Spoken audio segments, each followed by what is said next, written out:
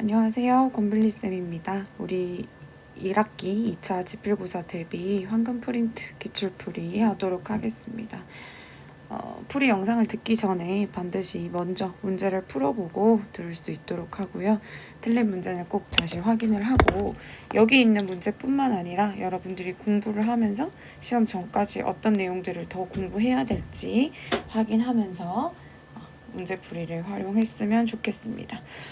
자, 1번부터 먼저 한번 볼게요. 그림은 서로 다른 세 지역 가나다의 지층 단면과 각 지층에서 산출되는 화석을 나타낸 것이다 라고 했습니다.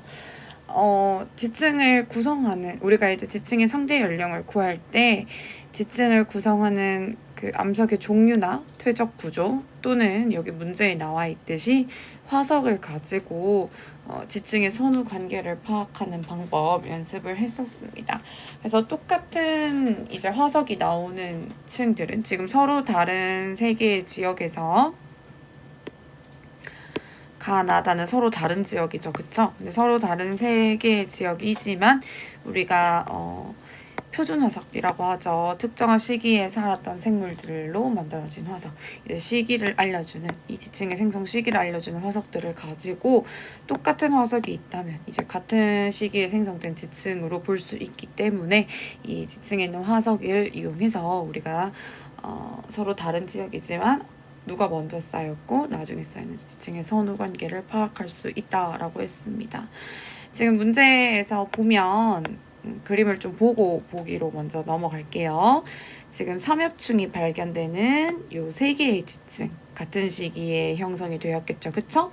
삼엽충은 여러분들 잘 알고 있듯이 펜이 왜 이러지? 자, 여러분들 잘 알고 있듯이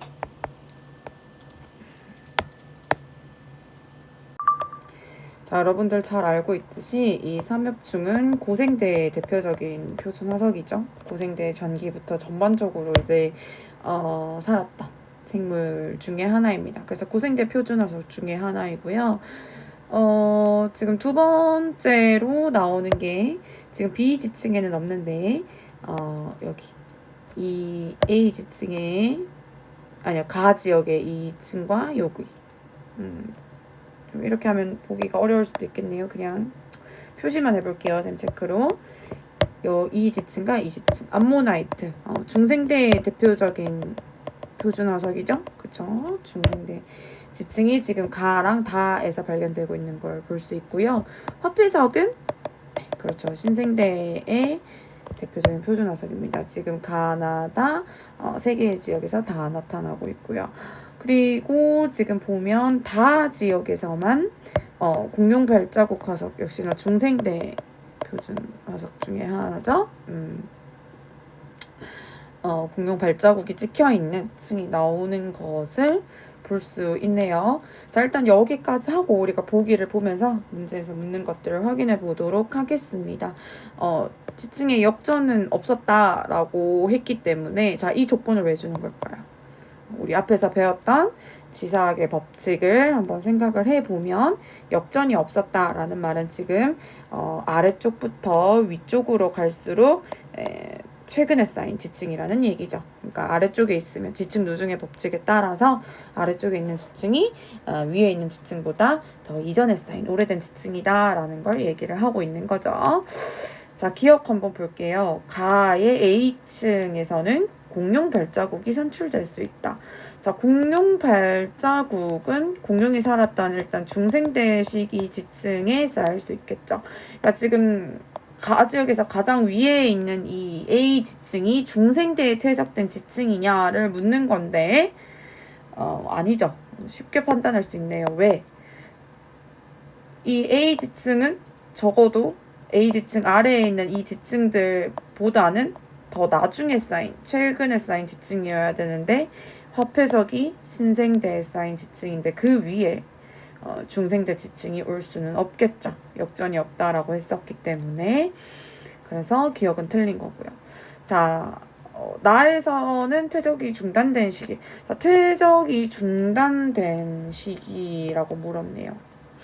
퇴적이 오랫동안 중단됐다가 다시 쌓였을 때 우리가 그 두 지층 간의 관계를 부정합이라고 했었죠. 연속적으로 쌓인 지층을 정합이라고 하고, 우리가 정합 관계가 아닌 지층을 부정합이라고 했습니다. 그러니까 오랫동안 퇴적이 중단된 시기가 있다가, 그러니까 지층이 융기하면서 중단된 시기가 있다가 다시 쌓였을 때 그 두 지층의 관계를 부정합이라고 하죠. 어쨌든 이 부정합 관계인 지층 사이에는 긴 시간적 간격이 있어야 된다.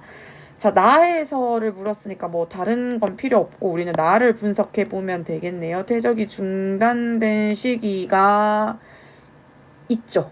그쵸? 자, 지금 나에서 우리 요 지층은 고생대에 쌓인 지층이고요. 바로 위에 있는 지층이 신생대. 자, 여기가 이제 신생대에 쌓인 지층이죠. 자, 이 중간에 긴 시간적 간격이 있죠. 그쵸? 고생대가 언제부터 언제까지죠? 대략 한 5억 6천만 년 전부터 2억 5천만 년 전까지. 그리고 2억 5천만 년 전부터 한 6,600년까지 이제 중생대가 있고 그 다음 신생대인데, 그러니까 이 사이에 긴 시간적 간격이 있음을 알 수 있다.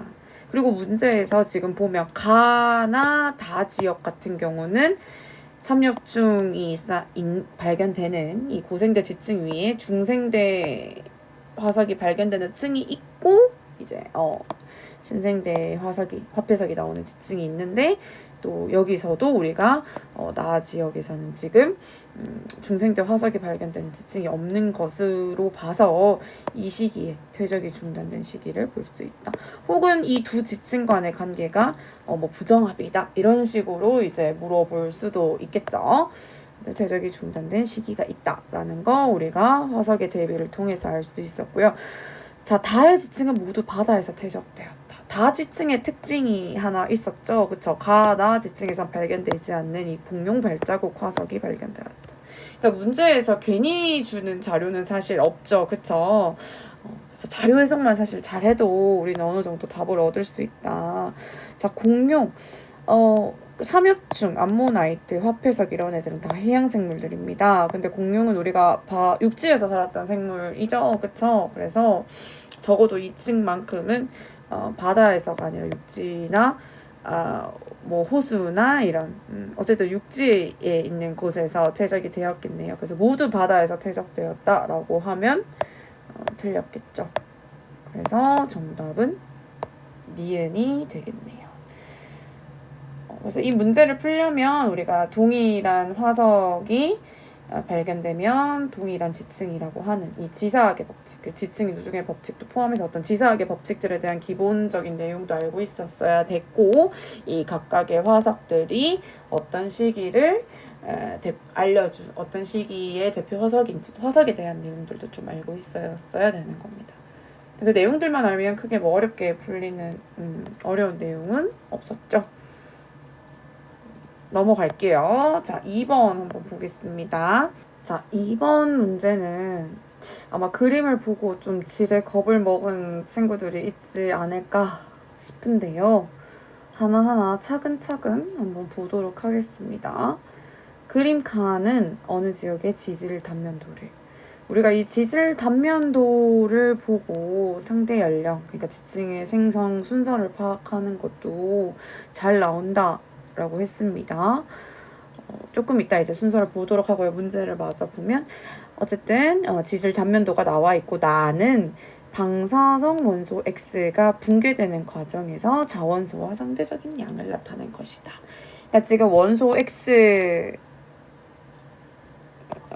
X가 붕괴되면서, 방사성 원소 X가 붕괴되면서 자원소를 만들게 되죠. 그러니까 X가 지금 모원소고요.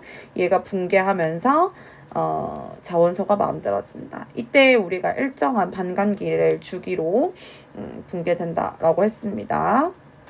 그래서 여기 보면 X의 반감기 1억 년이라고 나와 있네요. 그리고 기역과 니은은 각각 화성암 A 또는 B. 자, 화성암이라고 하면 마그마가 식어서 만들어지는 암석이었죠. 그래서 두 가지 경우로 이제 생성되는 걸 우리가 볼 수 있었는데, 마그마가 분출되어서 이제 식어서 화성암을 만들 수 있고, 기존의 암석에 이제 마그마가 관입 끼어 들어가면서 화성암이 만들어질 수 있다라고 했었습니다.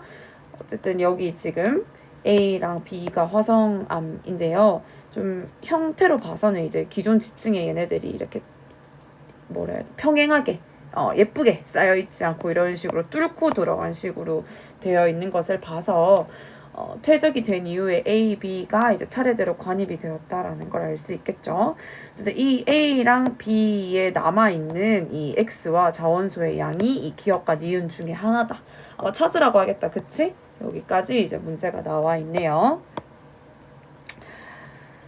자, 좀 깨끗하게 지우고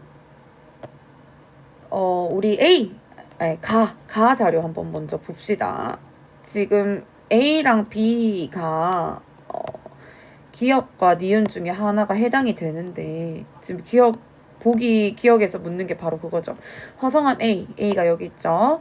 A에 포함된 X와 자원수의 상대적인 양은 니은이다. 그러니까 지금 이 기억이 A냐, 니은이 A냐를 우리가 먼저 찾아야 돼요. 자, 보면 지금 첫 번째 그림, 여기 얘는 모원소 X만 남아있죠. 그럼 아직 붕괴가 시작이 안 됐다. 그치?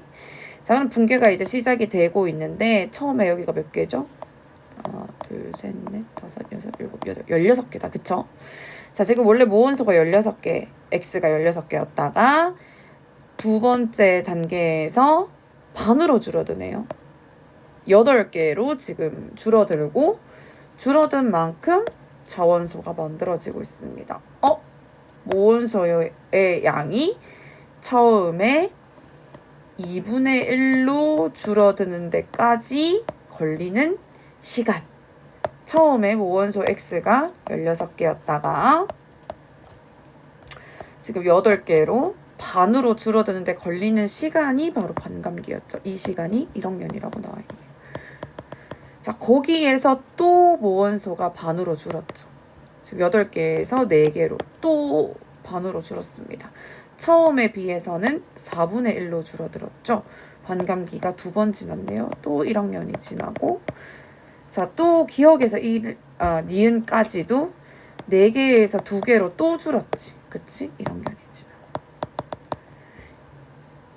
자, 그러니까 붕괴가 시작된 시간부터 우리가 측정을 해보면, 지금 여기 1학년,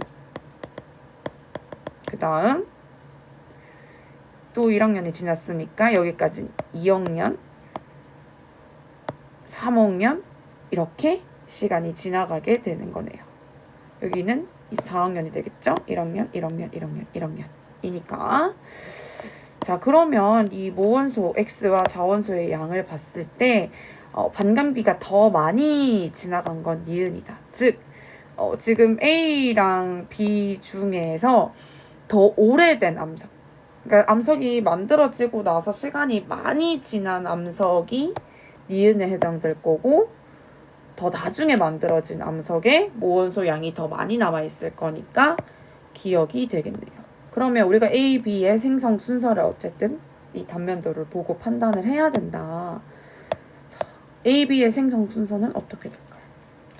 지금 A를, 여기가 지금 A인데 A를 또 뚫고 B가 관입한 걸 볼 수 있죠. 그래서 우리가 이 단면도 그림을 통해서 A, B의 생성 순서는 A가 먼저 만들어지고 그 다음 B가 만들어졌다라는 걸 알 수 있다. 그러니까 A가 B보다 더 만들어진 지 오래됐기 때문에, 생성 시기가 더 오래되어 있기 때문에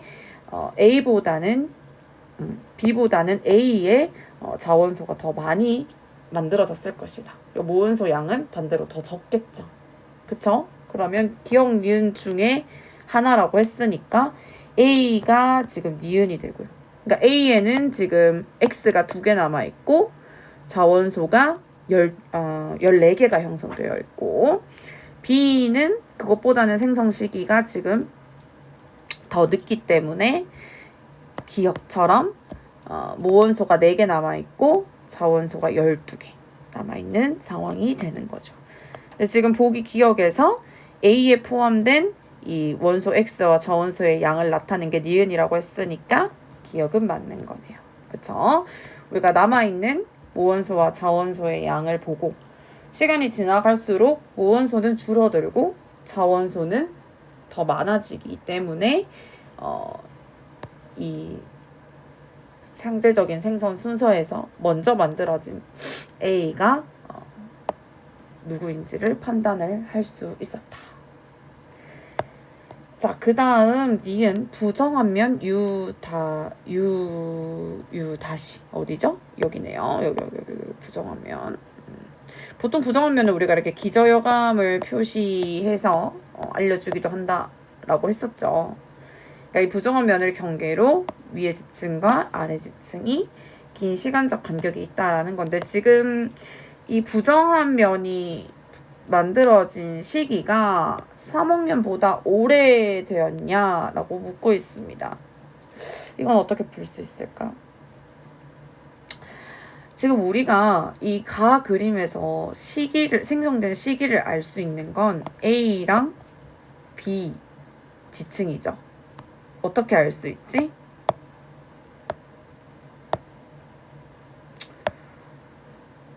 자, 암석이 생성된 이후에 지금 1억 년이 지났고 반감기 지금 다 계속 2분의 1씩 또 2분의 1씩 2분의 1씩 2분의 1씩 모원소의 수가 줄어들고 있으니까 이 사이도 또 1억 년이 지났고 그러니까 기억까지는 우리가 암석이 탄생한 이후에 2억 년이 지난 것을 알 수 있죠. 그러니까 B는 지금 이 화성암 B는 2억 년 전에 생성된 암석이고요. 그러니까 이 관입은 2억 년 전에 일어났고요. 니은에 해당되는 A는 반감기가 3번 지났으니까 3억 년 전에, 최소 3억 년 전에 만들어진 암석이다. 근데 이 부정한 면의 형성 시기를 보면 지금 A 관입이 일어난 이후에 부정한 면이 만들어졌겠죠. 그쵸? 그 다음 부정합이 형성되고 나서 그 다음에 B가 관입이 일어난 걸 알 수 있다. 왜? 지금 관입한 이 화성암 B는 부정한 면을 뚫고 관입이 일어나 있죠. 근데 A는 부정한 면을 뚫고 지나가지 않았다. 그러니까 A가 관입이 일어나고 나서 지각이 융기되고 다시 침광되고 하면서 부정합이 형성된 이후에 지금 여기 있는 뭔지는 모르겠지만 이 위에 있는 지층까지 쌓이고 나서 얘까지 지금 B는 관입하고 있기 때문에 이 위에 선생님이 지금 초록색으로 그린 이 지층까지 쌓이고 나서 B가 관입이 일어났다라는 거죠. 그러니까 부정합은 이 사이에 일어났다. 그치? 그러니까 부정한 면이 형성된 시기를 보면 A가 퇴적된 이후 B가 그러니까 A 관입이 일어난 이후 B 관입이 일어나기 이전에 부정한 면이 형성이 되었다라는 거죠. 이걸 통해서 지금 부정합의 시기를 알 수밖에 없어요. 시기를 알 수 있는 방법은 이것밖에 없다. 그러면 근데 3억 년보다 오래됐대. 지금 A가 3억 년 전에 우리가 반감기를 보고 지금 남아있는 원소의 양을 봤을 때 3억 년 전에 만들어졌을 거다라고 추정을 하고요. 그 다음에 B가 우리가 2억 년 전에 형성이 됐을 거다. 그러니까 부정면은 2억 년보다는 오래전에 형성이 되었지만 3억 년보다 오래전에 형성이 되었다라는 건 A가 관입이 일어나기도 전에 이 부정한 면이 형성되었다라는 거니까 틀렸죠. 그쵸? 그래서 이 지금 가의 지질 단면도를 보고 우리가 부정한 면이 언제 생성되어 있는지를 봤을 때 A 이후에 최소 A는 지금 3억 년 전에 만들어진 거니까 형성된 암석이니까 그 사이이기 때문에 3억 년보다 오래전에 형성되었을 수는 없다라는 걸 알 수 있죠. 자, 디귿 화성암 A는 A가 계속 나오네. A에는 B의 암석 조각이 포획암으로 나타날 수 있다. 자, 포획암은 어떻게 만들어지는 거였어? 포획암은 마그마의 관입이 일어나거나 퇴적이 일어날 때 기존에 있던 암석의 파편이 미처 녹지 않고 같이 이제 마그마 속에 들어가면서 만들어지는 암석이 포획암이었죠. 근데 지금 A 관입이 일어나고 나서 심지어 부정합, 긴 시간적 간격이 있고 나서 B가 만들어졌기 때문에 A의 B 성분의 포획암이 만들어질 수는 없죠. 반대로 설명한다면 가능성이 있겠죠. B 화성암 B 안에 A의 암석 조각이 들어갈 수 있다라고 하면 그럴 수도 있지만 먼저 만들어진 암석에서 나중에 암석이 포획암으로 만들어질 수는 없다. 그래서 여기서 맞는 건 1번밖에 없겠네요. 3번도 지질 단면도랑 이 방사성 원소 얘기가 나오는 거 보니까 우리가 어쨌든 연령을 파악하는 문제다. 지금 2번에서 했기 때문에 조금 더 3번은 수월하게 볼 수 있겠죠. 자, 가나에 지금 화석이 나와 있고요. 암모나이트는 아까도 나왔었죠. 얘는 중생대에 와서 방추충은 우리가 고생대. 고생대 후기에 사실 해당되는 화석이고요. 그다음 메머드는 이제 신생대의 대표적인 화석이죠. 그리고 관이밤 PQ. 여기서는 아예 관이밤이라고 줬네. 그치? 지금 P랑 Q 얘네들 이 기존의 지층을 뚫고 들어가는 형태로 만들어진 이 관이밤 PQ에는 방사성 원소 X가 포함되어 있으며 생성 당시 자원소 함량은 0. 이 X가 붕괴해서 이제 아까랑 똑같이 자원소를 만들 건데, 그러니까 처음 암석이 생성될 당시에 자원소 함량이 0이라는 건 무원소만 있었다라는 걸 알려주는 겁니다. 옳은 것만 고르라라고 했는데 조건을 더 줬어. 문제에서 이렇게 괜히 준 게 아니겠죠. 이런 조건을 잘 봐야겠지. 방추층이 포함된 지층의 연력은 3억 년이래. 3억 년. Q 여기 있죠. 나에서 지금 관입된 지층. 방사성 원소 X. 얘가 무원소인데 그 양이 4분의 1이다 라는 건 반감기가 몇 번 지났다는 거야. 반감기가 한 번 지나면 무원소의 양은 2분의 1로 줄어들고 4분의 1이라는 건 지금 반감기가 2번 지났다라는 얘기야. 반감기가 얼마인지는 모르겠지만 자, 여기까지 하고 보기를 봅시다. 방사성 원소 X의 반감기는 2억 년 이상이다. 바로 나오네, 반감기에 대한 문제가. 그치? 자, 지금 Q에 포함된 방사성 원소 X의 양이 4분의 1이다. 지금 Q, 나의 지질 단면도에서 Q가 언제 생성됐는지 우리가 한번 순서를 보면 먼저 지금 여기 이 방추층이 발견되는 이 지층은 Q보다 먼저 퇴적된 지층이지. 그러니까 고생대 지층이 퇴적되고 나서 Q의 관입이 일어나고 나서 지금 부정한 면이 있는 걸로 봐서는 긴 시간적 간격이 있는 다음에 여기 암모나이트가 발견되는 이 지층은 이제 중생대 지층이 쌓였다라는 걸 알 수 있겠죠. 그러니까 Q는 지금 고생대와 중생대 사이에 관입이 일어났어. 자, 그리고 이 방추층이 발견된 이 지층, 얘는 문제에서 줬지. 얘가 3억 년 전이야. 3억 년 전에 형성된 지층이야. 그러니까 Q는 우리가 Q의 조건에 대해서 알 수 있는 건 일단 3억 년 이후에 형성되었다 라는 거지. 그치? 이 고생대 방추층이 만들어진 방추층이 나오는 지금 지층 다음에 형성됐으니까. 그러니까 나 그림에서 Q의 생성 시기에 대한 정보 중에 일단 3억 년보다는 더 이후에 쌓였다 라는 것을 알 수 있죠. 자, 그런데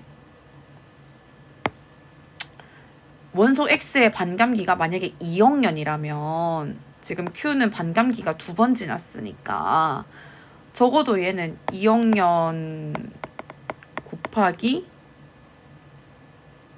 2번은 지났다라는 얘기잖아. 반감기가 2번 지났다라는 거니까 이 Q 지층의 나이는 4억 년 이상이 되겠지. 그쵸? 그러면 이미 틀렸네? 자, X의 반감기가 2억 년 이상이라고 한다면 지금 반감기가 두 번 지난 Q의 나이는 당연히 4억 년 이상이 되는데 4억 년 이상이 될 수가 없죠. 고생대 지금 3억 년 전에 쌓인 지층보다는 더 최근에 쌓였어야 되니까 그래서 기억은 틀렸다. 자, 니은 암석에 포함된 X가 지금 모원소지. 그러니까 모원소의 양분의 자원소의 양은 P가 Q보다 크다. 자, 이 값이 크려면 자원소가 더 많을수록 이 값이 커지니까 생성된 지 오래된 지층이어야 된다라는 거죠.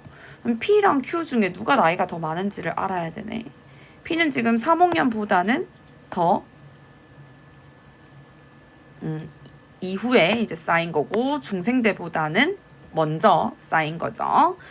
자, P는 보니까 방추층 얘가 이 지층이 3억 년을 의탄다고 했지. 근데 어쨌든 고생대에 쌓인 지층 다음에 이 메모드가 나오는 신생대 지층이 쌓이고 나서 그 다음에 P가 관입이 됐죠.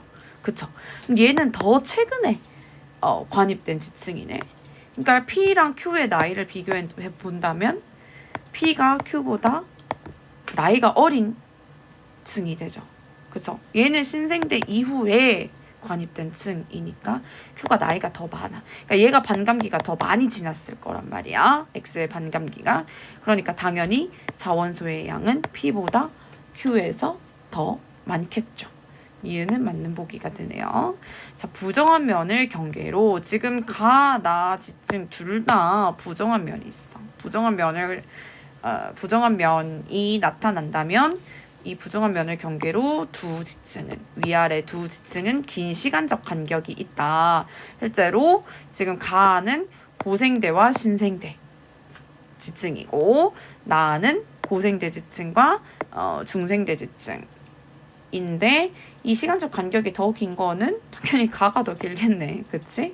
근데 나가 더 길다라고 했으니까 얘는 틀린 보기가 되겠네요. 정답은 2번. 4번 그림은 가 어느 지역의 지질 단면을 나는 방사성 S의 반감기 기술에 따라 X야. 계속 얘들아 문제 형태가 좀 비슷하다라는 거 이제 알겠지? 그러니까 지질 단면도를 주고 여기서는 우리가 상대 연령을 구할 수 있고 여기서 반감기 횟수나 아니면 남아있는 뭐 방사성 원소의 양을 가지고 우리가 시기를 추측할 수 있죠. 절대 연령을 추측할 수 있다. 문제가 계속 이런 형태로 잘 나온다라는 거 이제 좀 감을 잡을 수 있었으면 좋겠네. 자, 그럼 여기 우리가 지질 단면도에서 나와 있는 지금 A, B, C, D 4개 지층의 상대 연령을 결국 우리는 구해야 될 거고 문제에도 나와 있듯이 화성암 ABC, 그러니까 ABC는 화성암이야. 마그마가 식어서 만들어진 암석이야. 얘네들에 포함된 방사성 원소의 양은 기억, 니은, 디귿 중 하나이다. 이걸 각각 대입을 해야 되네. 자, 지금 보면 기억은 반감기가 한 번 지났고요. 니은은 반감기가 니은은 반감기가 지금 2번 지났고요. 디귿은 반감기가 3번 지났어요. 반감기가 많이 지날수록 모원소의 양은 줄어들고 자원소의 양은 늘어나죠. 그리고 반감기를 줬다 얘들아. 그치? 그래서 기억은 지금 반감기가 한 번 지났다는 거니까 1억 년이 지난 거고 니은은 2억 년, 디귿은 3억 년이 지난 게 되겠네. 그때 남아있는 X의 양은 반감기 한 번 지났을 때 첫 양이 1이니까 반 0.5. 그럼 니은은 여기 나와있진 않지만 0.5에 또 반이니까 0.25. 디귿은 또 그거의 반 이렇게 남아있게 되겠죠. 자, 지금 가에서는 우리가 이 A, B, C, D의 상대적인 순서 누가 먼저 형성됐고 나중에 형성됐는지를 알 수 있는데 잘 봐야 돼. 지금 B 지층을 보면 이렇게 B금으로 나와 있는 영역이 변성 영역이라고 나와 있거든. 지금 B랑 C의 경계에서 잘 보세요. B가 변성되어 있어. A랑 B의 경계에서 지금 D도 마찬가지고 이 B랑 D 암석이 변성되어 있어. 자, 이렇게 두 암석이 경계를 이루고 있는 곳, 접촉되어 있는 이 접하고 있는 부분에서 변성이 일어날 수 있는 경우는 우리가 어떤 것들이 있었냐면 뜨거운 마그마에 의해서, 그쵸? 지금 A, B, C 다 얘네들 화성암이라는 말은 마그마가 식어서 만들어진 암석이야. 관입이 일어났거나 마그마가 흘러들어와서 식어서 만들어졌구나. 자, 그러니까 여기에서 이 변성 영역을 보고 우리가 생성 순서를 알 수 있는데 B가 형성되고 나서 자 A는 어쨌든 우리가 이 지층 누중 법칙에 따라 지금 더 위쪽에 있기 때문에 나중에 흘러온 애들이 될 거고 B가 먼저냐 C가 먼저냐의 문제인데 지금 얘를 B가 변성된 걸 보니까 B가 먼저 만들어진 이후에 C가 지금 끼어 들어온 거죠. 뜨거운 마그마가 관입되어 들어오면서 B의 일부분을 녹여서 변성을 시키고 굳어져서 나중에 C라는 화성암이 만들어진 거다. 자, 그 다음에는 이제 A는 보니까 지금 관입은 아니고 아마 분출되어서 마그마가 이렇게 흘러 들어와서 식은 것 같지. 그치? 근데 A가 지금 만들어지기 전에 누가 먼저 만들어졌어? D가 먼저 퇴적이 돼야 되죠. 지금 D는 4함층인데요. 왜? 그래야 지금 A가 만들어질 때 마그마가 흘러 들어오면서 B에도 지금 변성 부분이 있고 암석이 녹았다가 식은 부분이 있고 D에도 암석이 녹았다가 식은 이 변성 영역이 있기 때문에 D가 먼저 만들어지고 나서 그 위로 마그마가 흘러 들어와야 이렇게 변성 영역이 형성이 될 수 있겠죠. 그래서 B 관입, B 형성, C 관입, 그 다음 D가 퇴적되고 나서 A가 형성되었다라는 것을 볼 수 있다. 아니 근데 그러면 C, D 관계는 어떻게 할 수 있어요? D가 생기고 나서 C가 관입될 수도 있지 않나요? 근데 지금 보면 C랑 D가 접하고 있는 이 경계에서는 D가 변성된 흔적이 없어. 그치? 그리고 또 하나 지금 뒤에 보면 얘가 B지. 이 체크무늬. 얘가 B야. 이 플러스 누구야? 얘 하얀색 플러스 얘 C야. 지금 D 지층에서 B랑 C가 이렇게 잡혀 있는 애들 아까 잠깐 나왔었는데 포획암이라고 하죠. 포획암 형태로 만들어지고 있다라는 건 D가 퇴적되기 전에 B랑 C가 쌓여 있었다라는 거야. 포획암은 주변의 암석들의 파편으로 만들어지기 때문에. 근데 여기서는 사실 D가 관입한 암석은 아니기 때문에 포획암이라기보다는 이 주변에 기존에 있던 성분들이 기저여감으로 만들어지면서 이 B랑 D 사이에 어느 정도 시간적 간격이 있었다라고 보는 게 조금 더 맞을 수는 있겠네요. 근데 어쨌든 중요한 건 뭐 이게 지금 보기에서 나올지는 밑에 가서 봐야겠지만 생성 순서가 우리가 B, 그 다음 C, D, A 이렇게 순으로 되는 거는 확실하게 알 수 있다. 자, 그런데 문제에서 A, B, C 하나에 각각 기억, 니은, 디귿이 포함이 된다라고 했잖아. 가장 오래된 게 누구야? 반감기가 가장 많이 지난 애가 오래된 거지. 디귿. 지금 B랑 A, B, C 중에서는 D는 지금 화성암이 아니니까 그럼 D를 일단 빼고 다시 적어보면 A, B, C는 생성 순서가 어떻게 되죠? B가 가장 오래됐고 그 다음 C, 그 다음 A 순으로 형성되어 있기 때문에 반감기가 가장 오래 지난 지금 디귿에 해당되는 게 B, 그 다음 니은, 그 다음 가장 반감기가 적게 한 번 지난 A가 지금 기억에 해당되겠네. 그치? 그럼 짝까지 지었다. 그럼 이제 문제를 한번 보자. X의 처음 양분의 X의 현재량. 이거는 점점 줄어들겠지. 자, 이거랑 헷갈리면 안 돼. 아까 몇 번, 바로 위에 문제였네. 모원소분의 자원소의 양은 반감기가 지날수록 값이 커지는 게 맞고 자원소의 양이 많아지기 때문에. 근데 여기는 지금 모원소의 처음 양분의 현재 양이니까 시간이 많이 지날수록 모원소의 양은 계속 줄어들잖아. 그치? 지금 B는 반감기가 3번 지났고 C는 2번 지났고 A는 1번 지났어. 자, 반감기가 1번 지나면 모원소의 양은 2분의 1로 줄어들고 2번 지나면 4분의 1, 3번 지나면 8분의 1로 줄어들지. 그치? 근데 지금 이 양이 A가 B의 3배이다. A는 B의 3배예요? 아니죠. 제곱, 4제곱 이렇게 가기 때문에 얘는 몇 배여야 돼? A가 B의 3배는 아니죠. 그쵸? 3배가 아니라 몇 배야? A가 더 많이 남아있으니까. A가 모원소가 더 많이 남아있으니까 4배가 더 남아있는 거기 때문에 되겠네. 그치? 3배는 아니다.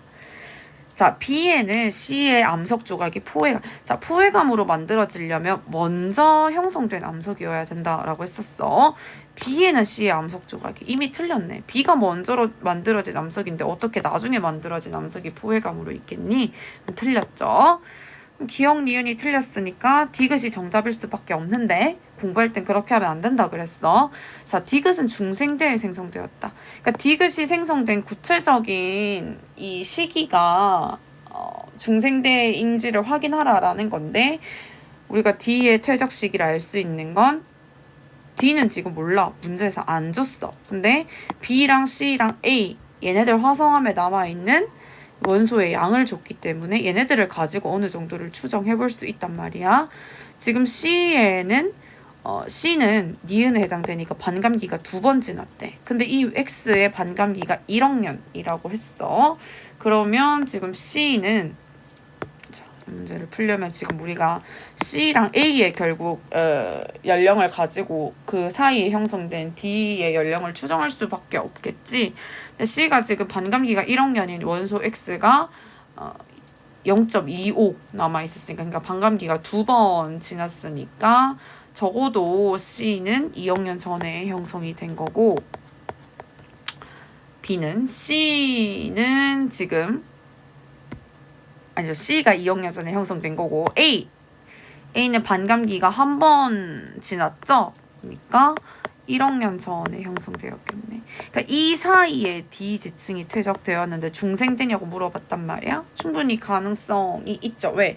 중생대가 우리가 보통 2억 5천만 년 전부터 6,600만 년 전까지를 중생대라고 했기 때문에 이 시기는 중생대에 포함되는 시기가 맞죠. 그래서 어쨌든 D 지층은 정확히는 알 수 없지만 중생대에 형성되었다라는 걸 알 수 있겠네. 그래서 정답은 2번. 자, 5번. 그린카와 나는 서로 다른 지지시대의 수륙 분포를 나타낸 것이다. 그러니까 가나가 지금 서로 다른 시기의 수륙 분포라는 얘기지. 근데 가는 판게아가 형성된 시기. 얘는 지금 우리가 고생대 후기임을 알 수 있다. 그리고 나는 지금 보면은 이 뭉쳐졌던 거대한 초대륙이 서로 이렇게 얘네들 지금 찢어지면서 분리되면서 여기도 지금 찢어졌고 이렇게 서로 분리되면서 그 사이사이에 이제 바다가 점점점 확장되어 가기 시작하겠죠. 판게아가 지금 분리되는 것으로 봐서 이 다음 시기 뭐 중생대나 중생대가 되겠네. 아직 판게아가 완전히 분리되진 않았으니까 시기라는 것을 알 수 있다. 자, 바로 보기로 가자. 이거 문제에서 뭐 알려주는 게 크게 많이는 없으니까. 자, 가 시기의 바다에서는 화폐석. 얘는 신생대잖아. 가는 뭐 아니네. 이건 틀렸고. 나 시기 기후는 전반적으로 온난했다. 중생대의 이제 특징 중에 하나가 빙하기가 없이 전반적으로 온난한 기후가 형성되었다라는 거였죠. 지금 이 이후에 판게아가 분리되기 시작하는 중생대 시기에 우리가 분포라는 것을 알 수 있기 때문에 니은은 맞고요. 가에서 나로 가면서 해안선의 총 길이가 증가하였다.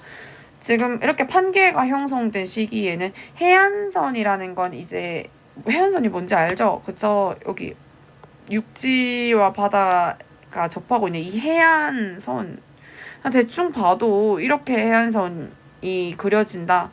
육지가 뭉쳐있기 때문에 그렇다라고 생각을 하면 판게아가 분리된 이후부터는 이 사이사이에 바다가 확장되기 때문에 해안선의 길이가 당연히 길어지겠죠. 여기도 다 해안선이 이제 형성이 되는 거니까. 여기도 이렇게 해안선이고 육지와 이 바다가 접하고 있는 부분이 늘어나기 때문에 당연히 해안선의 총 길이는 증가하게 된다. 그래서 정답은 5번. 자, 6번을 볼게요. 과거의 기후를 추정하는 데 사용하는 자료이다. 그래서 산호, 화석, 나무의 나이테, 빙하 코어에 들어있는 물 분자의 산소, 동위, 원소비. 이 고기후를 추정하는 데 쓸 수 있는 이제 다양한 방법들 우리가 수업할 때 정리를 했었는데요. 그 중에 이제 3개가 나와 있습니다.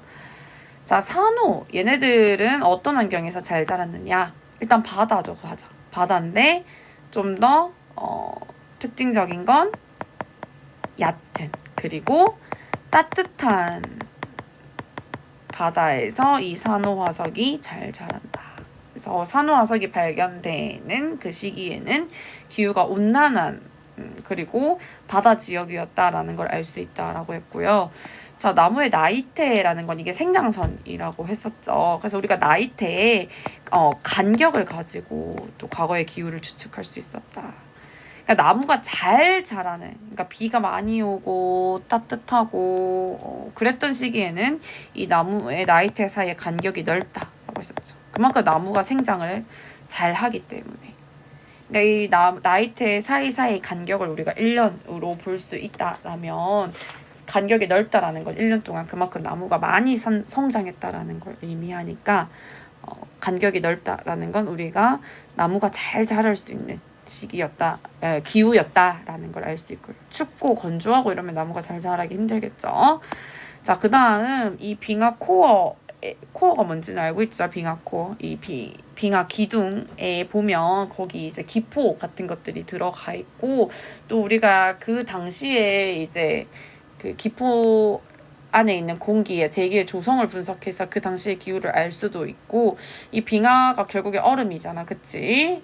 이 물 분자의 성분을 분석해서 우리가 그 당시의 기후를 추측할 수 있다라고 했는데 이 산소 동위 원소의 비가 높을수록 기온이 높다라고 했습니다. 자, 여기까지 하고 한번 볼게요. 그러니까 산호화석이 산출되는 지역은 과거에 따뜻한 바다 환경이었다. 맞죠? 자, 나가 조밀한 시기. 나이테가 조밀하다, 촘촘하다라는 건 고온 다습.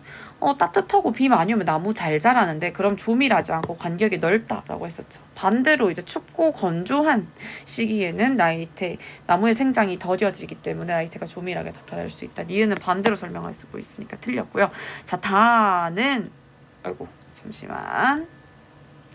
자, 다는 빙하기가 간빙기보다 크다. 빙하기는 평균 기온이 내려가는 시기고, 그쵸? 간빙기는 평균 기온이 상승하는 시기다. 그치?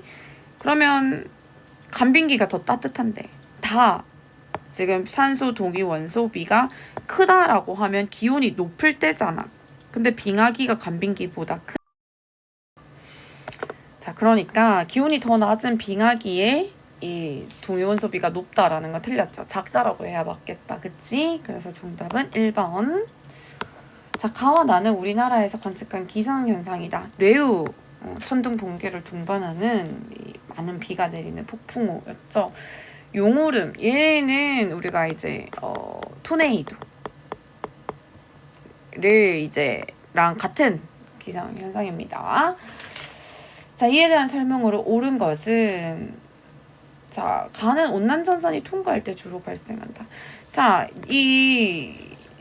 지금 디귿 보기에도 나와 있는데 뇌우, 토네이도 이런 현상들은 대기가 불안정할 때 형성되는 이제 기상 현상들입니다. 정란운이나 이런 저근형 구름들이 많이 발생할 때 상승 기류가 일어날 때 만들어지는 현상들이죠. 근데 온난전선이 통과하고 나면 온난전선은 앞쪽에서 이제 구름이 만들어지고 또 상승 기류가 발생하는데 온난전선이 통과할 때 이런 대기 불안정이 일어나기는 쉽지 않겠죠. 그래서 여기서는 이걸 한랭전선으로 고쳐야 맞겠다.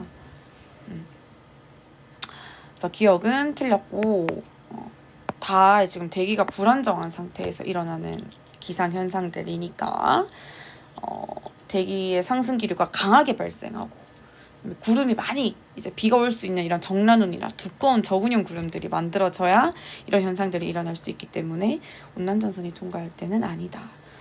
자, 열대 해역에서 발생해요. 이동형물. 이 누구에 대한 설명이야? 이거는 태풍에 대한 설명이죠. 그쵸? 이 용오름 토네이도 이 현상은 물론 얘도 이제 되게 강력한 상승 기류가 발생하는 이 저기압지대에서 만들어질 수는 있지만 바다에서만 만들어지는 건 아니라고 했다. 그래서 열대 해역이라고 특정 지역 얘기한다면 얘는 태풍에 대한 현상이기 때문에 니은도 아니다. 디귿은 정답이겠지만 봐야겠네. 가나 이게 방금 쌤이 했던 말이죠. 가나 모두 정란운이 발달할 때 나타날 수 있는 현상이다. 정란운 비를 내릴 수 있는 두꺼운 우리 저군형 구름을 이제 정란운이라고 하는데 그러려면 강한 상승 기류가 만들어져야 되고 대기가 불안정한 상태에서 만들어질 수 있다. 뭐 어떤 경우에 이런 정란운이 잘 만들어지는지는 몇 가지 더 있었는데요. 그거는 한번 책을 통해서 꼭 확인해 보세요. 그래서 정답은 디귿 2번. 자, 8번 황사에 대한 이야기네요. 황사의 발원지, 황사가 시작되는 지점을 우리가 발원지라고 한다고 했었죠. 학생들이 나는 대화이다. 옳은 것은 고르라고 했습니다. 이 황사의 발원지에서 이제 모래먼지가 상승해서 우리나라로 이동해 오면 이제 우리나라의 황사 농도가 높아지는 그 시기가 보통 봄철이라고 했었죠. 자, 학생이 황사 발원지에서 고기압이 발달할 때 주로 발생이 맞아요? 자, 발원지의 역할이 뭐라고? 여기에서는 이 모래먼지가 상층으로 상승하는 현상이 일어나야 돼. 상층으로. 고기압이 발달하면 누가 발달해요? 하강기류가 발달해요. 그죠? 하강기류라는 건 상층에서 지상으로의 흐름이잖아. 근데 이 지상에 있는 모래먼지들이 상층으로 이동해야 돼. 거기가 발원지의 역할이야. 역할이라고 하기가 좀 웃기긴 하지만 황사는 반가운 것들은 아닌데 그치? 그러면 우리나라까지 얘들아 이 중국 내륙이나 이 사막에서 발생한 모래먼지들이 우리나라로 올 때 여기 나와 있지만 편서풍을 타고 오려면 얘네들이 상층으로 이동하는 과정이 먼저야 되잖아.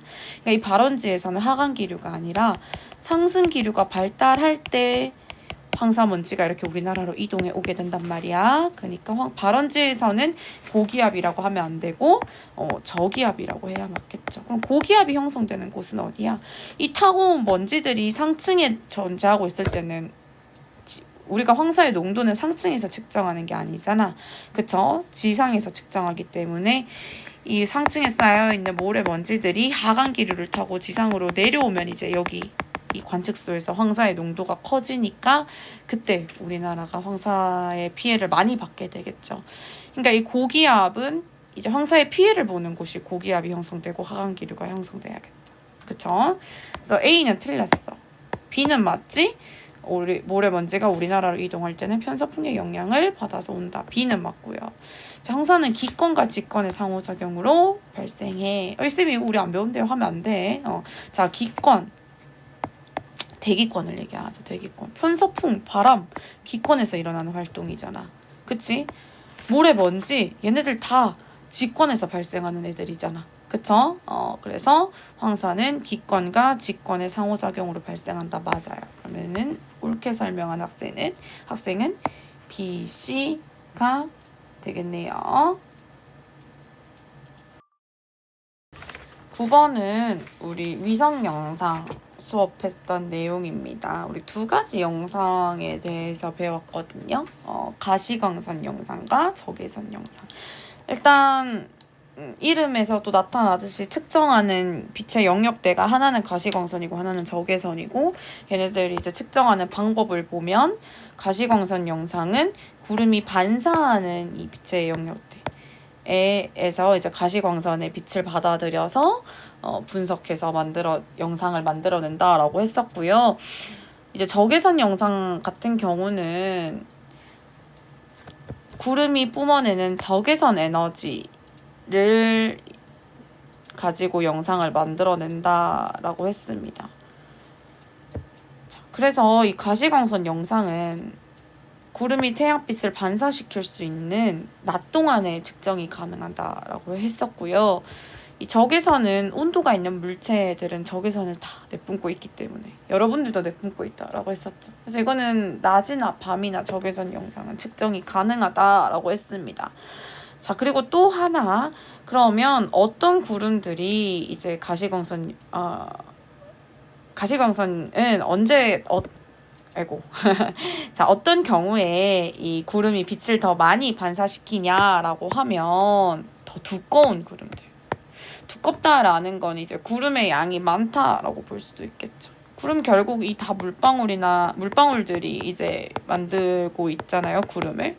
얘네들 하나하나가 이제 이 태양 복사 에너지를 반사시켜주는 역할을 하기 때문에 구름이 두꺼울수록, 구름의 양이 많을수록 반사시키는 빛의 양도 많아진다라고 했었고, 이 경우에 우리가 가시광선 영상에서는 더 밝게 하얗게 보이는 부분이라고 할 수 있었고, 근데 적외선 영상 같은 경우는 반대였죠.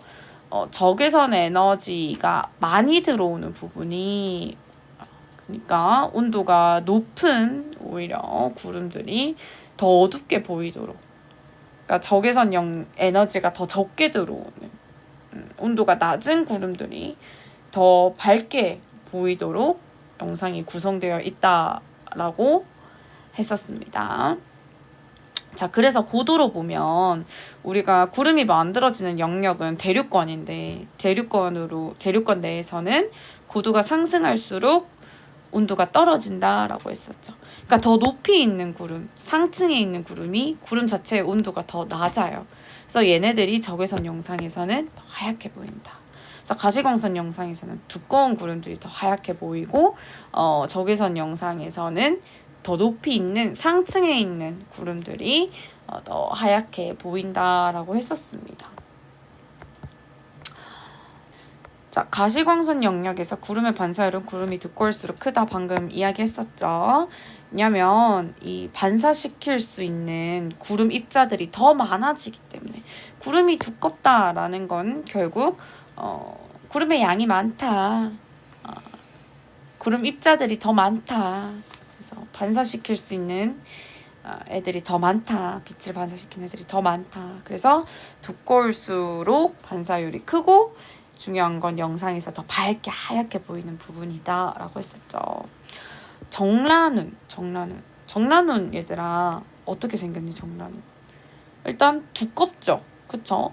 두껍고, 자, 구름이 두껍게 만들어진다라는 건 이 지표면에서부터, 정란운은 강하게 상승기류가 발달하는 곳에서 만들어지는 구름이었는데, 그래서 높이 상승기류가 강하기 때문에 구름이 이렇게 높게까지 쌓이는 이런 구름을 우리가 정란운이라고 했잖아요. 자, 그럼 일단 두꺼워요. 두꺼우니까 가시광선 영상에서 반사율이 높으니 하얗게 보이겠죠, 그쵸? 근데 이렇게 구름이 두껍게 쌓이다 보면 구름의 가장 꼭대기 높이, 우리가 구름의 최상부 높이라고 하죠. 제일 꼭대기 높이가 이렇게 얇은 구름들보다는, 얘는 꼭대기가 여기밖에 안 되잖아, 그치?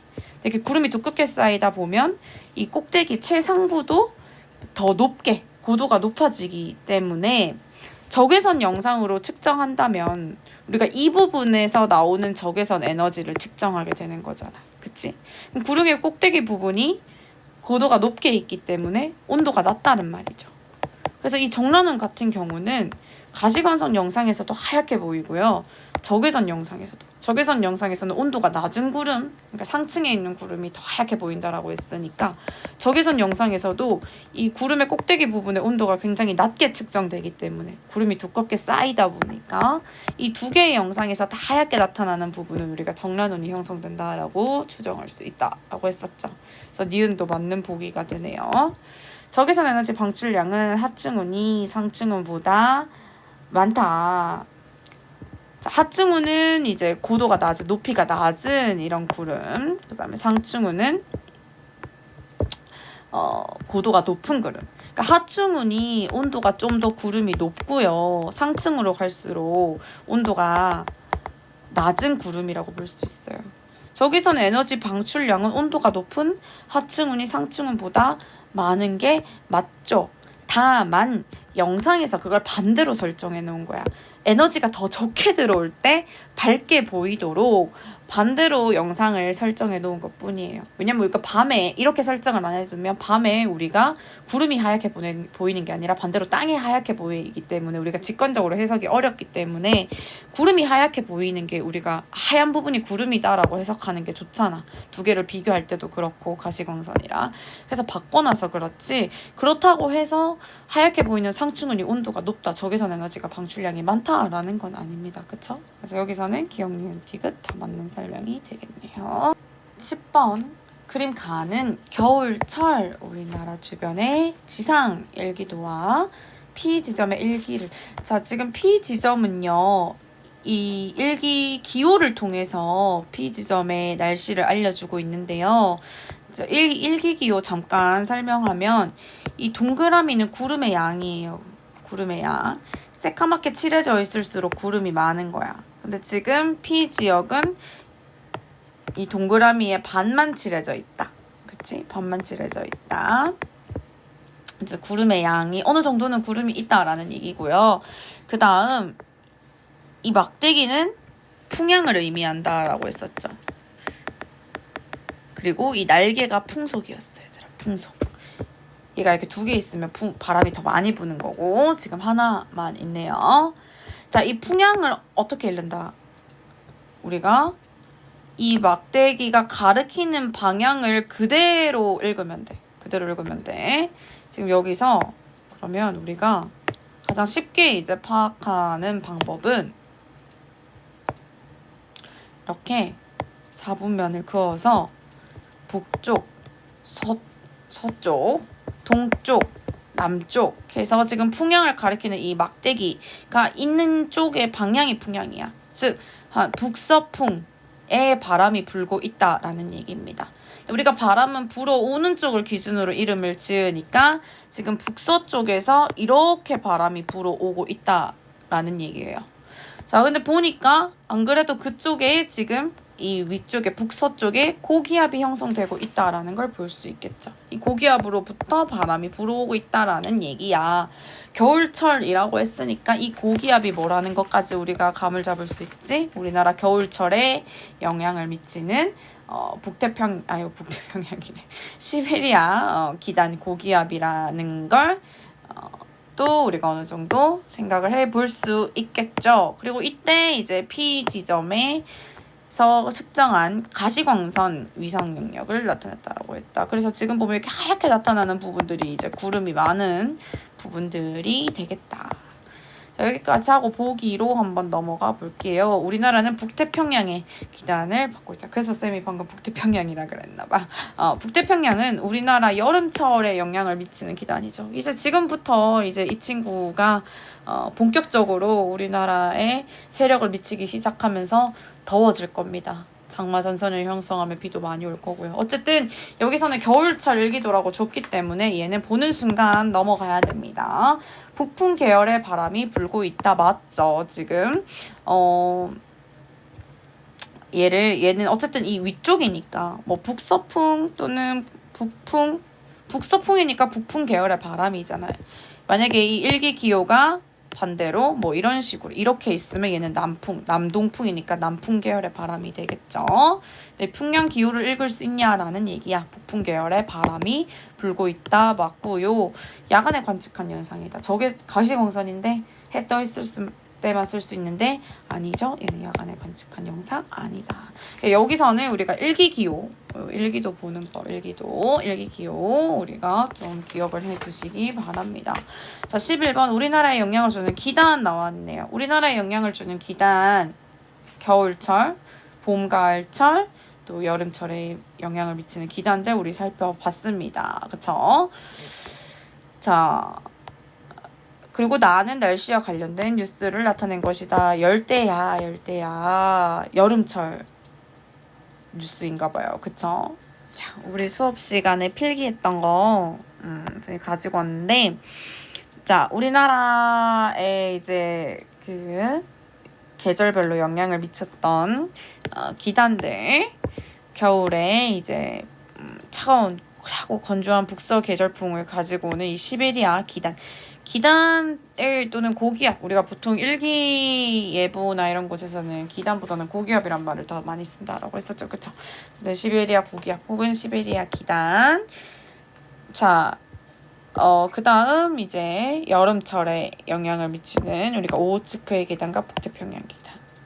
그 다음 북태평양 기단이 특히나 이제 세력이 확장되는 시기에는 우리가 나아의 문제에 지금 나아에 나와 있는 것처럼 열대야나 무더위, 폭염과 같은 열대야는 우리가 하루 중 최저 기온이 25도 밑으로 떨어지지 않을 때를 이야기를 하거든요. 어쨌든 이런 무더위가 찾아올 수 있고요.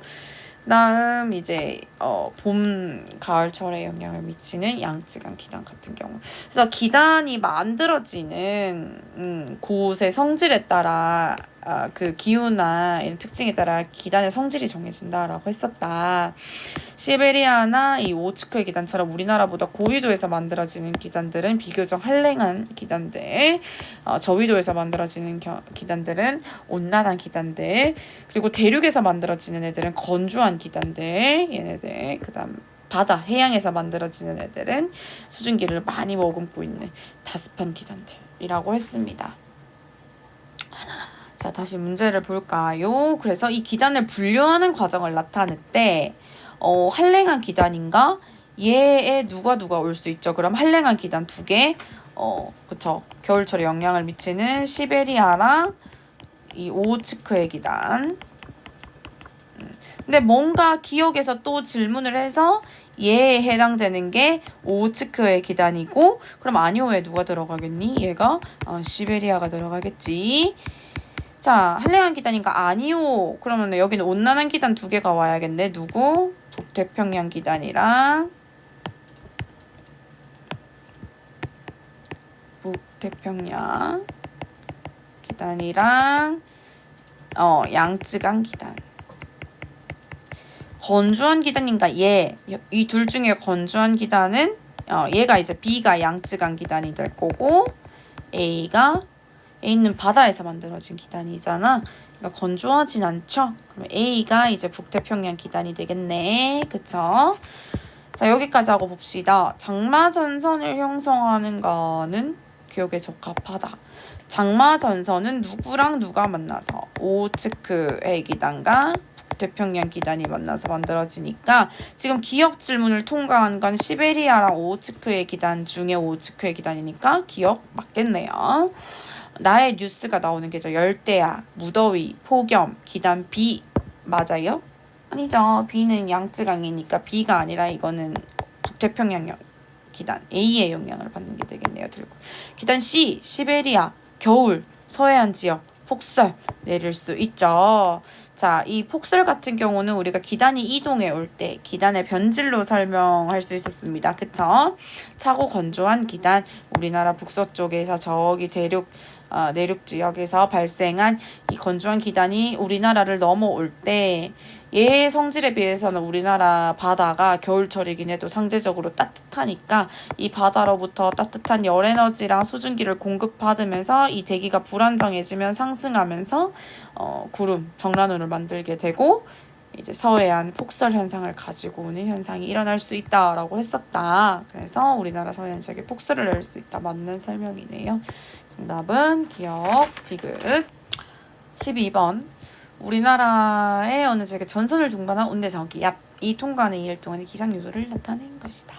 온대저기압이 통과하는 동안 기온의 변화, 기압의 변화, 그리고 풍향의 변화를 시간 순서대로 2일 동안이니까 지금 보면 첫날에 이렇게 쭉 통과하고 그 다음날 2일 동안 이 통과한, 그러니까 여기 0시부터 0시까지 또 0시까지 이틀 동안의 기상 변화를 나타낸 것이다. 옳은 것을 고르라 라고 했습니다.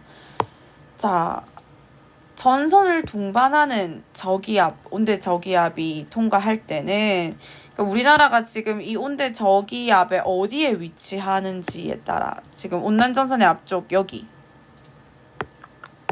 위치하는지 온난전선 통과 후에 이 사이에 존재하는지, 한랭전선 통과하고 여기에 존재하는지에 따라 기온도 달라지고 풍향도 달라진다. 또는 비가 오거나 안 오거나 이런 기상 요소들이 다 바뀐다라고 했습니다.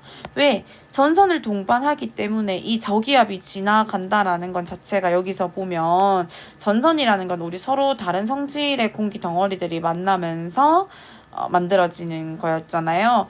그러니까 이 온대 저기압이 이동하면서 이 찬 기단, 따뜻한 기단, 얘네들이 통째로 이렇게 움직인다라고 생각을 하면 됩니다. 그래서 이 온대 저기압이 통과하면서 날씨 변화, 기상 변화를 가지고 온다라고 했었죠. 자, 그래서 보면 지금 뭘로 보는 게 좋을까? 그림을 보면 차례대로 나타납니다. 얘네들이 편서풍을 타고 이렇게 서쪽에서 동쪽으로 통과하기 때문에 온난전선이 먼저 가장 통과하게 되고요. 그 다음 한랭전선이 통과를 하게 됩니다. 온난전선은 따뜻한 공기가 찬 공기를 타고 올라가면서 만들어지는 전선이었기 때문에 온난전선의 앞쪽에 찬 공기가 위치하고요. 뒤쪽에 따뜻한 공기.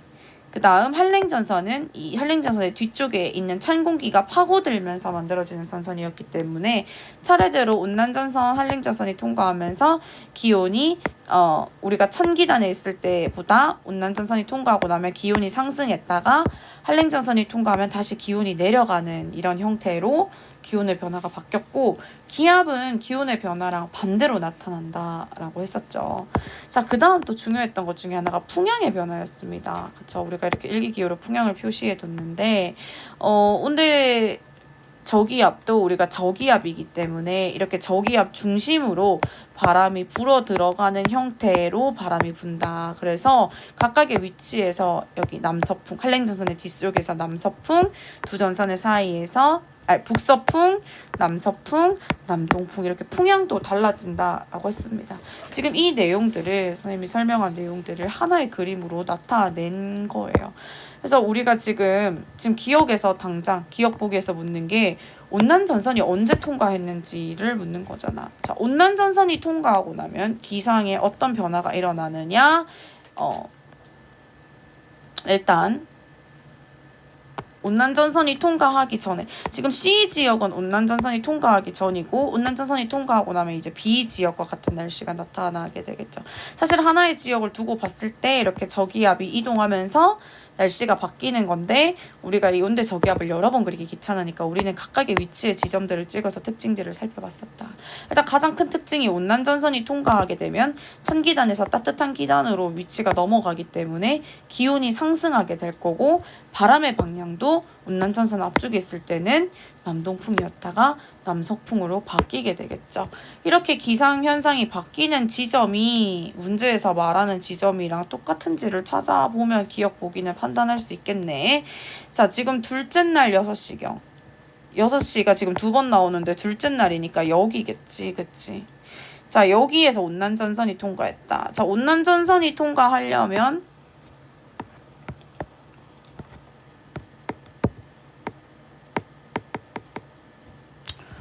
자, 여기에서 온난전선이 통과한 게 맞으려면 이 이후에 기온은 상승하고 무엇보다 풍향이 남동풍에서 남서풍으로 바뀐 거면 맞겠네. 자, 지금 보니까 기온이 특징적으로 변하는 지점이 여기야. 첫째 날 6시 기온이 상승하죠. 그런데 둘째 날 6시는 아니겠다. 이거 온난전선 통과한 거 아니겠다. 왜? 일단 기온이 떨어지잖아. 온난전선이 통과하고 나면 기온은 상승한다 라고 했었죠. 자, 좀 더 우리가 이게 맞는지 확실한지 보려면 풍향까지 보면 되겠네. 지금 풍향이 바뀌는 지점들을 우리가 한번 체크를 해보자. 체크해보면, 자, 이거 기억나? 일기기호. 지금 여기에서 이것만 삭제해 놓은 거야. 이 구름의 양만 삭제해 놓고 풍향이랑 풍속만 나타낸 거야. 이렇게. 이게 일기기호야. 좀 전에 우리 살펴봤던. 자, 지금 풍향이 비슷하게 나타나다가 바뀌는 지점들이 어딘가라는 걸 보면, 지금 여기 다 지금 북서풍, 북풍 계열의 바람이 불고 있죠. 그쵸? 아니다. 북풍이 아니라 남풍, 여기, 선생님 헷갈렸다. 자, 여기 만약에 일기기호가 있다 이렇게 생각을 하면 우리가 바람의 방향을 판단할 때 동서남북 4분면 그리면 편하다라고 했었지. 자, 여기 4분면 그려보면 북쪽, 서쪽, 동쪽, 남쪽이니까 얘네들은 남동풍 계열의 바람이다가 지금 여기 이렇게 거꾸로 매달려 있는 거야. 그러니까 얘네가 지금 다 남풍이죠. 남동풍, 남풍, 여기가 이제 남서풍. 그리고 여기부터가 이제 북풍 계열이네. 자. 지금 첫째 날 6시 이후에 기온이 상승하면서 남동풍에서 서서히 남풍까지 거쳐서 남서풍으로 풍향이 변화했어. 남동풍에서 남서풍으로 바뀌는 건 온난전선이 통과한 이후였고, 온난전선 통과한 이후에는 기온이 증가한다라고 했으니까 여기서 둘째 날 6시가 아니라 첫째 날 6시에 온난전선이 통과하게 되겠네. 그래서 기억은 틀렸어. 그러면 둘째 날 6시는 지금 기온이 떨어지고 있고 풍향이 남서풍에서 북서풍으로 바뀌는, 그럼 둘째 날 6시는 한랭전선이 통과하는 지점인 걸 알 수 있겠죠. 그래서 여기서 우리가 온난전선이 통과하고 여기서 한랭전선이 통과한다라는 것을 알 수 있다.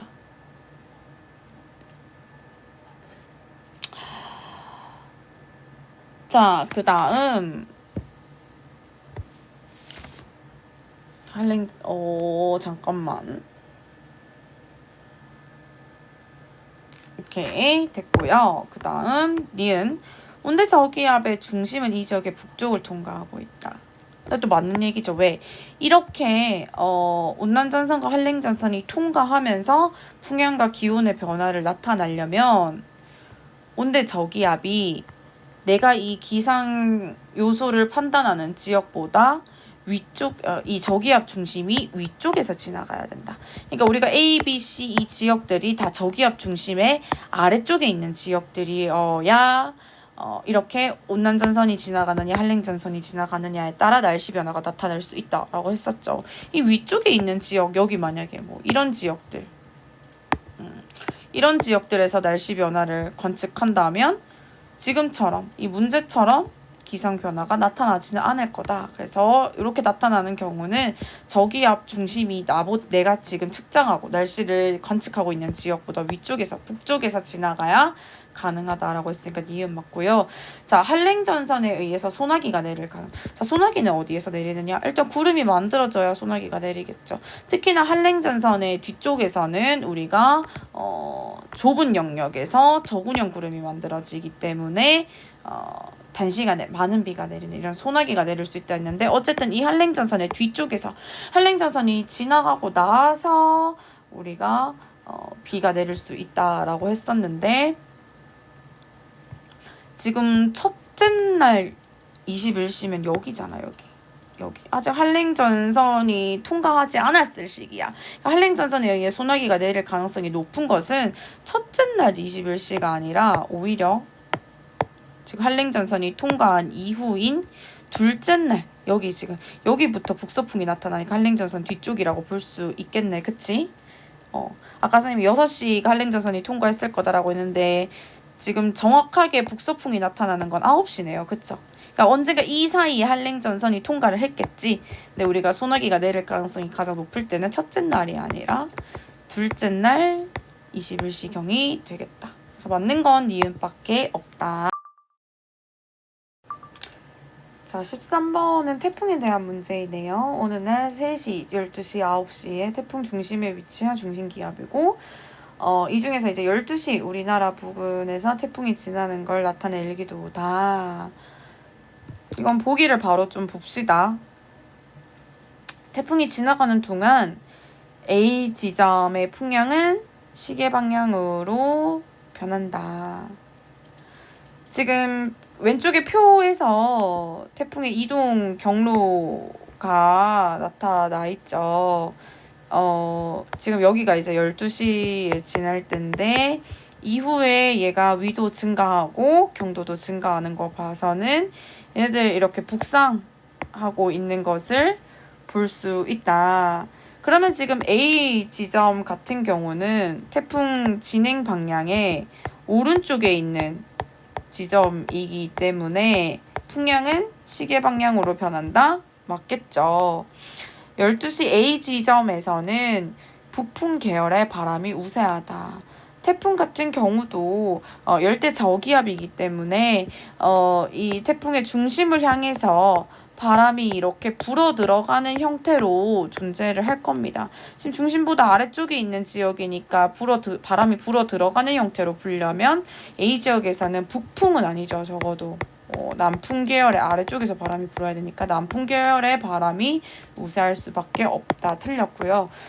자, 최대 풍속은 우리가 누굴 보고 판단한다? 우리 수행평가에서도 나왔죠. 네, 중심 기압을 보고 판단합니다. 지금 중심 기압이 3시에서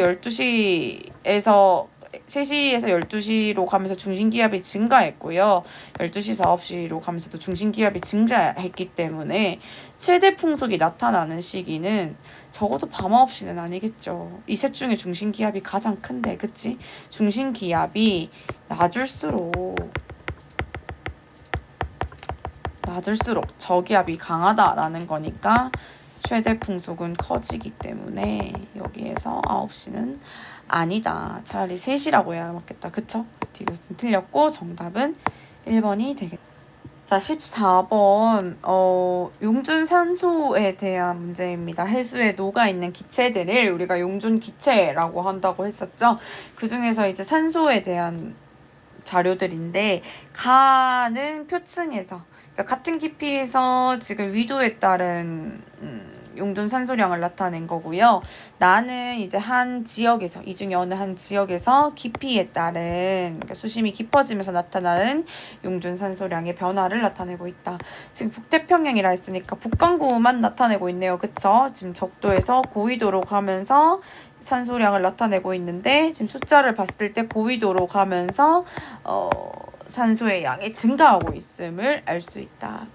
자, 보기를 한번 보면요. 해수 표층의 용존 산소량은 표층 수온과 염분이 낮을수록 수온과 염분이 낮아지는 건 지금 고위도의 특징이죠. 그쵸? 고위도로 갈수록 용존 산소량이 많아진다?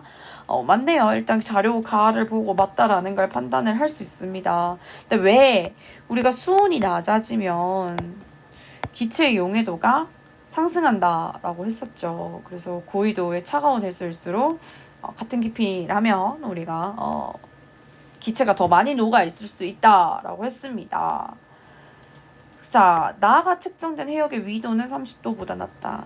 지금 위도를 판단하려면 가를 봐야 되는데 가는 표층의 용존 산소량을 나타낸 거잖아. 그러면 나에서도 표층 우리가 해수면 근처에 이제 용존 산소량을 보면 7.5래. 지금 보면 위도 30도 근방은 그것보다 표층 그 용존 산소량이 더 낮죠. 그쵸? 한 50밖에 안 돼. 당연히 위도 30도보다는 높은 지역의 수온이 더 낮은 지역에서 측정됐기 때문에 표층의 용존 산소량이 이렇게 높게 나타나겠죠. 자, A 구간에서 깊이에 따른 용존 산소량이 지금 A 구간이 어디냐면요. 지금 거의 한 1000m 이후부터 다시 산소량이 급격히 감소하다가 다시 산소량이 증가하는 이 깊이를 말합니다. 자, 여기 한 심해층에 1000m 이후부터는 우리가 심해층이라고 한다고 했었죠. 자, 여기에서 다시 산소량이 증가하는 이유는 뭐였어요? 일단 표층에서 산소량이 가장 높은 이유는 대기에서 이제 녹아 들어오는 양도 많지만 이 표층에서 그 해양 플랑크톤의 광합성 때문에 이제 산소를 만들어내는 효과도 있다고 했었죠. 근데 이렇게 다시 깊이 들어가다 보면은 광합성 양은 감소하기 때문에 광합성 양은 감소하고 이제 이런 생물들의 호흡 때문에 산소가 소비되는 효과만 나타나니까 산소량이 급격히 감소하다가 다시 이 이후에 뭐 이 산소가 급격히 감소한 만큼 증가하진 않지만 다소 이 산소량이 증가하는 건 우리가 누구 때문이라고 했다.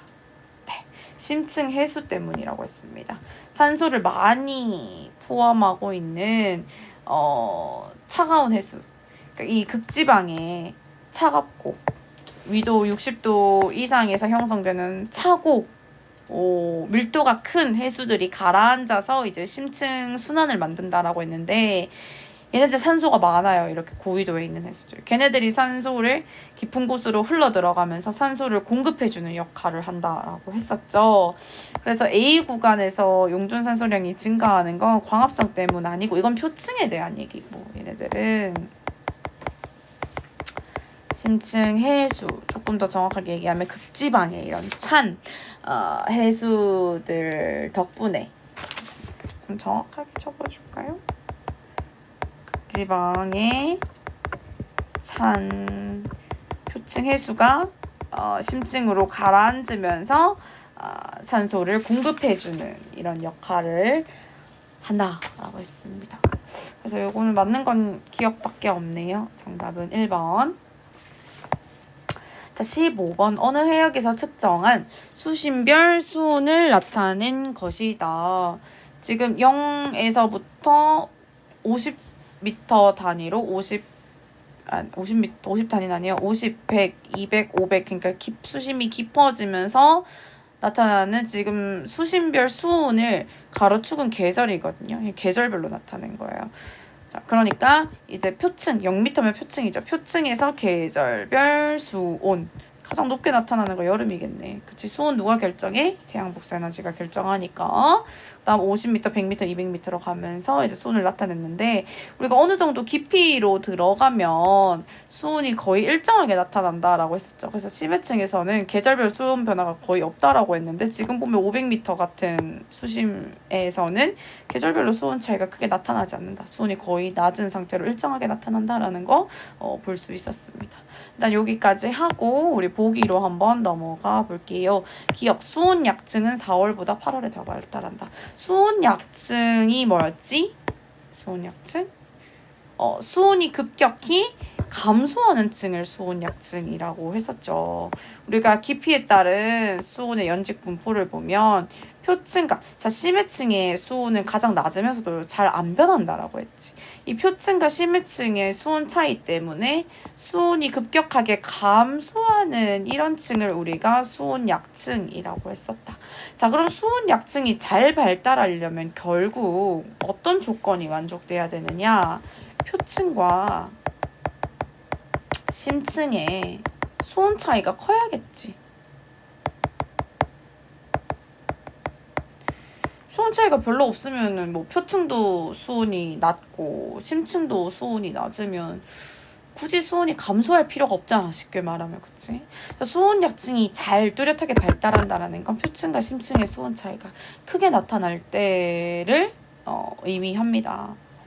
자, 근데 심층의 수온은 여러분들 그림에서도 볼 수 있듯이 이렇게 200, 500 깊은 곳으로 갈수록 수온이 크게 안 변해. 계절에 따라서. 그러면 결국 이 차이를 벌릴 수 있는 건 표층의 온도죠. 4월, 8월, 4월, 8월 표층의 온도가 8월이 훨씬 더 높게 나타나죠. 그러면 이 심층, 차이를 좀 크게 보기 위해서 표층, 심층은 우리가 500m라고 생각을 해보자. 이 차이가 그래프에서도 딱 큰 게 어디야? 8월이지. 이럴 때 수온 약층이 잘 발달한다고. 수온 표층과 심층의 수온 차이가 크게 나타나기 때문에. 그래서 수온 약층은 4월보다는 8월이 제일 잘 발달하겠다. 그치? 발달한다. 맞고요. 수온의 연교차는 0m보다 200m. 연교차라는 건 연교차, 계절의 차이를 의미하지. 그러니까 1년 중 가장 수온이 높았을 때와 1년 중 가장 수온이 낮았을 때의 차이를 의미하는데 지금 200m는 여기 계절별 차이가 크지 않죠. 근데 세수면에서는 계절별 차이 눈에 봐도 많이 드러나지. 그러니까 200에서 크다라고 하면 안 되죠. 표층에서의 차이가 더 크다. 이건 그래프를 봐서 알 수 있고 우리가 그냥 상식적으로 생각했을 때도 그렇고. 자, 디귿이 조금 생각을 해봤어야 될 텐데 혼합층의 두께는 12월보다 10월이 두껍다. 그냥 사실 우리가 알고 있는 걸로 생각을 해도 풀 수는 있어요. 이 혼합층은 바람 때문에 해수가 서로 혼합이 되면서 수온이 일정하게 나타나는 층을 혼합층이라고 했거든요. 그래서 수온 약층이 나타나기 전에 표층에서 이렇게 수온이 일정하다가 감소하는 층, 여기를 우리가 이렇게 혼합층이라고 한다고 했었죠. 그러니까 얘는 바람의 영향으로 형성되는 층이기 때문에 바람이 강한 겨울 같은 경우에 혼합층이 잘 발달한다. 자, 그런데 이 그래프를 줬기 때문에 우리는 그래프를 통해서 이제 판단을 해야 된다. 지금 보면 12월, 10월에 대해서 물었으니까 두 계절만 비교를 해보면 되겠네. 10월이 어디냐면 여기고요. 여기가 10월. 여기가 10월이고요. 그다음 12월은 여기. 12월에 지금 딱 봐도 얘들아 좀 특이한 게 여기 아니니? 여기. 자, 보세요. 지금 동그라미 세모 네모가 겹쳐 있어. 즉 0에서 100m까지의 수온이 어떻다라는 거야? 같다라는 거야. 혼합층. 바람의 영향으로 수온이 일정하게 나타나는 층. 지금 10월달 같은 경우는 표층에서 50m에서 100m에서 다 수온이 달라. 표층에서부터 50m까지도 수온이 점점점 감소한다라는 겁니다. 여기도 일부 혼합층이 나타날 수 있지만 어쨌든 우리가 그림에서 봤을 때는 비교만 하면 되잖아. 12월은 표층부터 100m까지 확실하게 온도가 똑같아.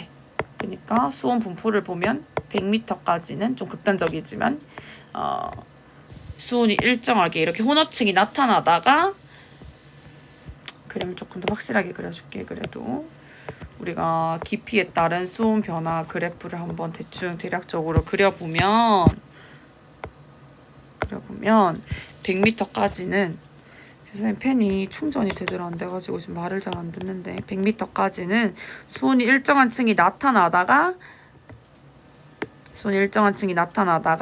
그 이후에 수온이 감소하고 이런 구조로 연직 구조가 나타났다라는 겁니다. 그러니까 우리가 그래프에서 봤을 때도 12월이 지금 수온 약층이 두껍게 나타나고 있다라는 것을 볼 수 있겠죠. 정답은 1번.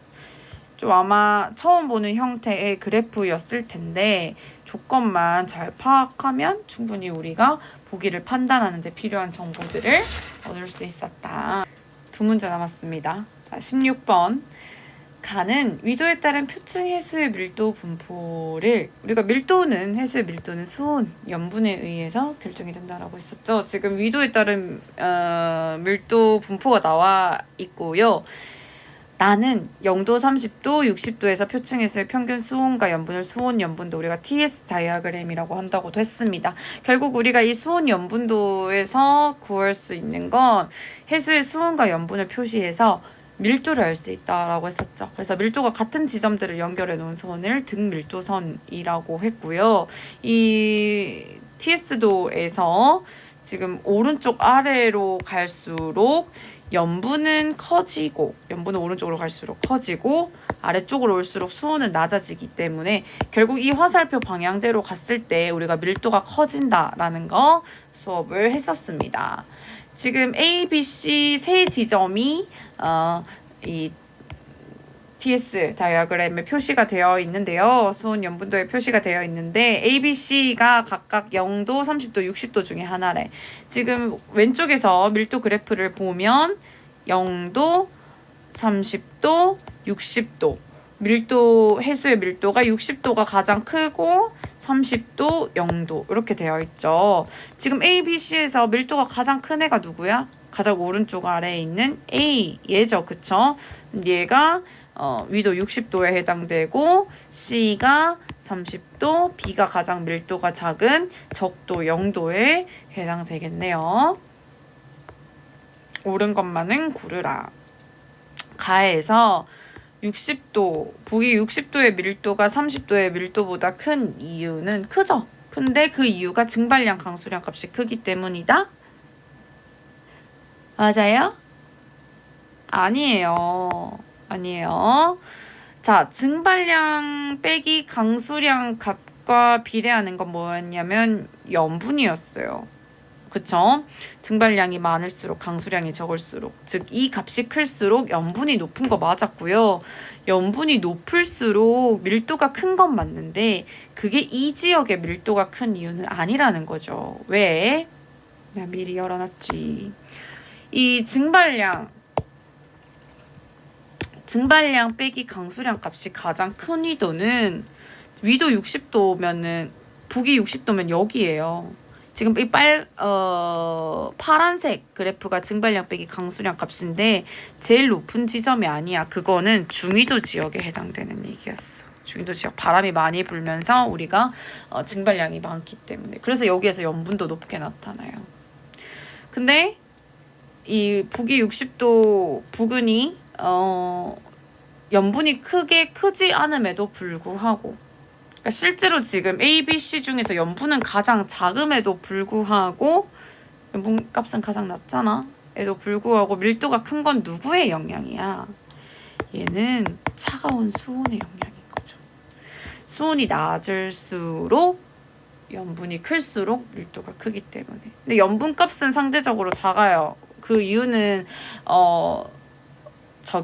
여기 북극해 같은 경우는 우리가 육지에서 담수가 유입되는 효과도 있고 또 빙하의 해빙 효과도 있다라고 했었죠. 어쨌든 얘는 이 증발량 빼기 강수량, 즉 염분 때문에 밀도가 큰 지역이 아니다. 차가운 해수의 수온 역할 때문이다 라는 거 알 수 있죠. 그러니까 이 증발량 마이너스 강수량 값이 얘가 결국에 염분을 결정하잖아요. 그 염분 때문에 밀도가 크냐라는 걸 묻는 거야. 근데 이 그래프에서 봤을 때 얘는 염분이 오히려 제일 작은디? 이것 때문만은 아니겠죠. 이것 때문은 아니겠죠. 그래서 기억은 틀렸고요. 나에서 위도 0도에 해당되는 건 B다. 이건 뭐 자료 해석하면 되니까 맞고, 수온 염분도에서 밀도 가장 큰 것 A다. 우리가 이 수온 염분도 상에서 오른쪽 아래로 갈수록 밀도가 가장 크다라고 했습니다. 그래서 정답은 4. 자, 마지막 17번. 어느 날 동해 해역에서 아르고플로트로라고 했는데 이건 해양 관측 장비입니다. 관심 있는 친구들 한번 찾아보시고요. 수심이 0m, 그러니까 해수면에서부터 600m까지의 수온과 염분을 측정한 것이다. 위에서 나온 수온 염분도죠. 그쵸? 그래서 우리가 깊이에 따른 수온과 염분을 지금 나타내고 있고요. 지금 가에서도 여기 해수면 100m, 600m 수온 염분, 해수면 100m, 600m 수온과 염분을 나타낸 것이고 2월과 8월 중에 하나래. 누가 2월이고 누가 8월인지 당연히 물어보겠지? 당장 기억이 그렇네? 어떻게 알 수 있지? 근데 바로 알 수 있어 얘들아. 겨울이고 여름이야. 표층의 수온이 당연히 8월이 높겠죠. 둘 중에 표층의 수온이 높은 건 누구? 표층의 수온. 표층의 수온. 누가 더 높니? 나가 10도나 더 높네. 여기 8월, 여기 2월. 그쵸? 보기 하나 벌써 해결했어. 2월에 측정한 건 가이다. 맞고요. 0에서 100m 구간의 밀도 변화량.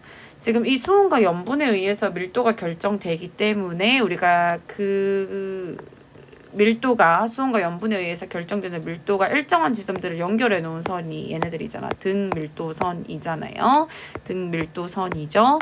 0에서 100m 구간의 밀도 변화량 시키는 것만 보자. 일단 0에서 100m. 지금 가는요. 여기가 0이고 여기가 100m야. 0에서 100m 사이. 근데 나는 0에서 100m 사이. 밀도 변화량 딱 봐도 누가 더 크니? 나가 작니? 나가 더 크지. 지금 이 선상에서는 밀도가 같고요. 여기 밀도 다르고 여기 밀도 다르고. 많이 움직였잖아. 이 그래프 상에서. 거의 뭐 근사한 위치에 존재하고 있죠. 밀도 차이가 크지 않다라는 얘기고 이만큼 차이 난다라는 건 그만큼 밀도 차이가 많이 난다라는 얘기잖아요. 그래서 밀도 변화량은 당연히 나가 더 크죠. 나가 작은 것은 아니다. 수온 약증은 아까도 한번 나왔었는데 수온이 급격하게 감소하는 층을 우리가 수온 약증이라고 했다.